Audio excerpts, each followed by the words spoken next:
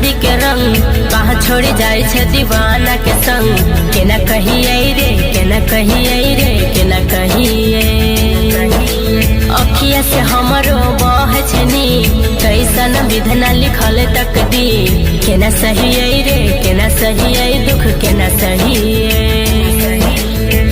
यही तक साथ रहो या पुना बाकी सब सोची है हई सपना।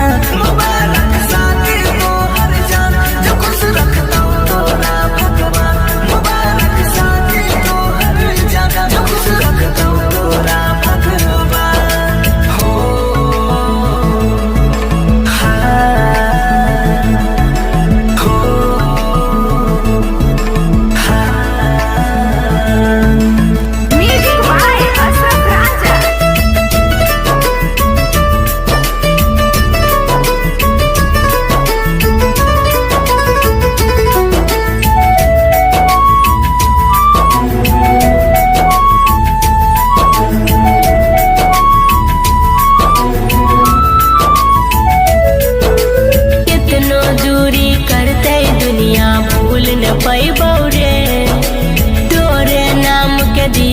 अपना दिल में जलाई बौरे बन के सदा रहबो तोहर दीवानी।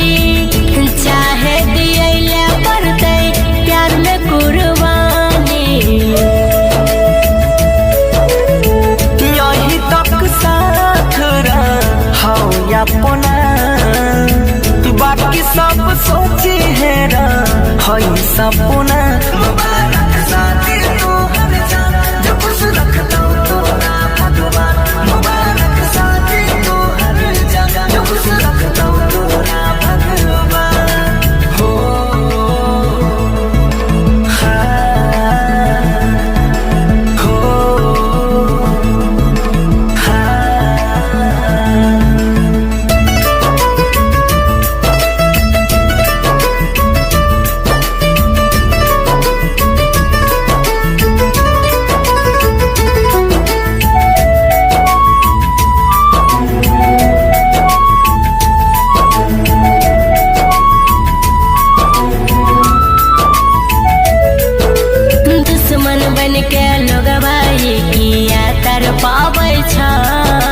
जितने दूर रहै छी उतने याद सताबै छै। जितने प्यार पर लगाबै छै पहरा उतने मोहब्बत होल जाइ छै गहरा। मनीष के सुमन बनैले अपना बनसी के सोची है हई सपना।